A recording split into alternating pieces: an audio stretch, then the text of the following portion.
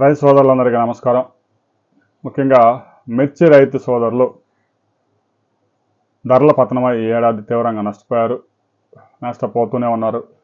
ఇంకా చాలామంది రైతులైతే ఆ మిర్చి నిల్వ చేసుకోలేక వ్యాపారస్తులకి అయిన కాడికి అమ్మేశారు. చాలామంది రైతులైతే ఆ కూలి ధరలు కూడా రాక ఎకరాకి 1,50,000 నుంచి 2 లక్షల దాకా నష్టపోయారు. ఆశించిన దిగుబడులు కొంచెం అటు ఇటుగా వచ్చినా ఆ దిగుబడులు ఎక్కువగా రావడం వల్లే తీవ్ర నష్టం వాటిల్లిందే అనుమానం కూడా కలుగుతోంది. ఇక గుంటూరు మిర్చి ఆటకి అయితే సెలవులు ఇచ్చారు. రాయలసీమలో కూడా ఇదే, తెలంగాణలో కూడా ఇదే పరిస్థితి. నిల్వలు ఎన్ని ఉన్నాయి అనే దాని మీద ఒక వీడియో చేయాలని రైతు సోదరులు కోరుతున్నారు. గుంటూరు జిల్లాలో నిల్వలు ఎన్ని ఉన్నాయి, కృష్ణా జిల్లాలో ఎన్ని ఉన్నాయి, ప్రకాశం జిల్లాలో ఎంత ఉంది, ఇక రాయలసీమ జిల్లాల్లో ఏమైనా స్టాక్స్ ఉన్నాయా, తెలంగాణ పరిస్థితి ఏంది, మధ్యప్రదేశ్, కర్ణాటక, ముఖ్యంగా ఈ 4 ప్రధాన రాష్ట్రాలు. ఆంధ్రప్రదేశ్ విషయానికి వస్తే ఆసియాలోనే అతిపెద్ద మిర్చి మార్కెట్ గుంటూరు మిర్చి యార్డు. ఉమ్మడి గుంటూరు జిల్లాలోనే దాదాపుగా 230 పైగా కోల్డ్ స్టోరేజ్లు ఉన్నాయి. గుంటూరు కోల్డ్ స్టోరేజ్ సమీపంలోనే ఉన్నటువంటి కోల్డ్ స్టోరేజ్ల్లో, గుంటూరు మిర్చి యార్డు సమీపంలో ఉన్న కోల్డ్ స్టోరేజ్ల్లో దాదాపుగా 73 లక్షల టిక్కీల స్టాకు నిల్వలు ఉన్నాయి. ఇక తాడికొండ నియోజకవర్గంలో, పత్తిపాడు నియోజకవర్గంలో, అటువైపు సత్తనపల్లి నియోజకవర్గంలో, చిలకలూరుపేట నియోజకవర్గాలు, నరసరాపేట ఈ ప్రాంతాలు, ఇక గురజాల, పల్నాడులో కూడా కొన్ని కోల్డ్ స్టోరేజ్లు ఉన్నాయి. వీటన్నిటిలో కలిపి మరో 40 లక్షల దాకా స్టాక్స్ ఉన్నాయి. వీటితో పాటు గత ఏడాది నిల్వ చేసిన సరుకు కూడా 15 లక్షల టిక్కీలు అలాగే మిగిలిపోయింది. గత ఏడాది సీజను 2023, 24, 25 కాదు, ఇప్పుడు ముగిసిన సీజన్ కాదు, అంతకుముందు సీజన్కి సంబంధించిన స్టాక్స్ కూడా 15 లక్షలు ఉన్నాయి. మొత్తం మీద ఆంధ్రప్రదేశ్ మొత్తం మీద 1,50,00,000 టిక్కీల సరుకు కోల్డ్ స్టోరేజ్లో ఉంది. దాదాపు కోల్డ్ స్టోరేజ్లు 80 నుంచి 90% నిండిపోయాయి. ఇక తెలంగాణలో మనం పరిశీలిస్తే ఖమ్మం, వరంగల్ పరిసర ప్రాంతాలతో పాటు హైదరాబాద్ నగరంలో కూడా కొన్ని కోల్డ్ స్టోరేజెస్ ఉన్నాయి. తెలంగాణ వ్యాప్తంగా అన్ని జిల్లాలు కలిపి దాదాపుగా ఒక 63 లక్షల టిక్కీల స్టాక్స్ ఉన్నాయని తెలుస్తూ ఉంది. అయితే ఇప్పుడు ముగిసిన సీజన్లో ఎక్కువ మంది రైతుల కన్నా కూడా వ్యాపారస్తులు పెద్ద ఎత్తున కొనుగోలు చేసి కోల్డ్ స్టోరేజ్లో పెట్టారు. ఎందుకంటే 8,000, 9,000 ధరకు కూడా కొన్ని వెరైటీస్ పడిపోయినాయి. కూలీయే 6,000, 7,000 అవుతూ ఉంది ఒక క్వింటా కోసి మిర్చి యార్డుకి తీసుకురావాలంటే. ఇంతకంటే ఇంకా దారుణం వేరేది ఉండదు. అందువల్ల వ్యాపారస్తులు పెద్ద ఎత్తున అయితే కొనుగోలు చేశారు. రైతు సోదరులు కూడా కొంతమంది సామర్థ్యం ఉన్న వాళ్ళు పెట్టుకున్నారు, ఏదన్నా కనీసం ఒక 5-6 వేలన్నా పెరగపోతుందా అని.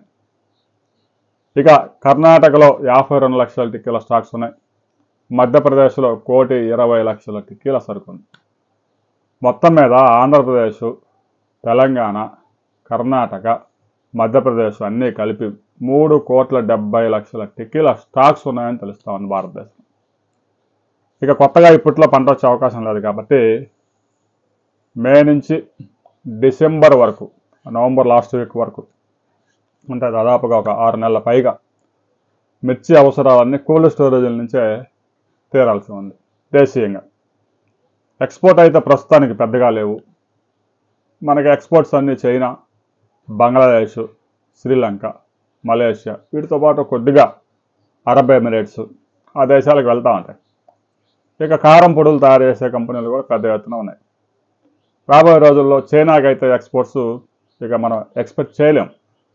చైనా వాడు ఒక ఆదేశాలు జారీ చేశాడు, ప్రతి వస్తువు చైనాలోనే తయారు కావాలి, ఇంపోర్ట్స్ మీద ఆధారపడవద్దు, పరిస్థితులు ఎప్పుడు ఎలా మారుతాయో తెలియదు, ఆయా దేశాలతో ఉండే దౌత్యపరమైన సంబంధాలు దెబ్బతిన్నప్పుడు మనం ఇంపోర్ట్స్ మీద ఆధారపడితే అనేక రంగాలు, అనుబంధ రంగాలు దెబ్బతినే ప్రమాదం ఉంది అనే ఉద్దేశంతో అక్కడ పండని చౌడు భూములను కూడా మట్టి తీసుకొచ్చి పోసి మరీ దాన్ని మిక్స్ చేసి గోధుమ పంట పండిస్తూ ఉన్నాడు.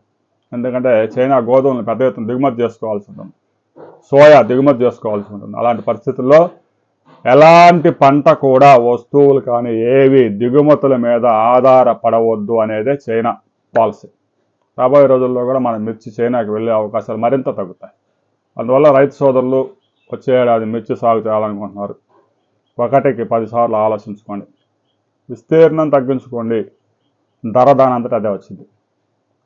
రైతులు విస్తీర్ణం పెంచి ఎకరాకు కష్టపడి పెట్టుబడులు ఎకరాకు 3 లక్షలు పెట్టి 30 క్వింటాలు 35 క్వింటాలు 25 క్వింటాలు 20 క్వింటాలు పండిస్తూ ఉంటే మార్కెట్లో వ్యాపారస్తులు ఆ సరుకంతా చూసి ధరలు తగ్గిస్తూ ఉన్నారు.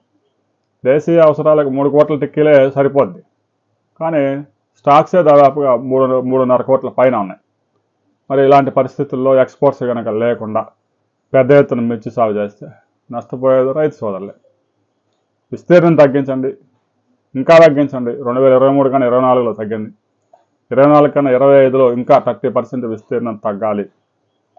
మిర్చి సాగు విస్తీర్ణం తగ్గడంతో పాటు పెట్టుబడులు కూడా తగ్గించుకోండి. విపరీతమైన పురుగు మందులు వాడి 3 లక్షల రూపాయల ఎకరాకి పెట్టుబడి పెడితే 5-6 ఎకరాలు వేసిన రైతులు ఒక్కసారి 15 లక్షలు నష్టపోయే ప్రమాదం ఉంది. లాటరీ కన్నా కూడా భయంకరంగా తయారైంది మిర్చి సాగు. రాబోయే రోజుల్లో మిర్చి ఎక్స్పోర్ట్స్ ఏమైనా ఉంటాయా, చైనాకి ఏమన్నా మిర్చి ఎక్స్పోర్ట్స్ ఆర్డర్స్ ఏమైనా ఉన్నాయా అనే విషయాలు మరిన్ని మనం పరిశోధన చేసి మరో వీడియోలో తెలుసుకుందాం.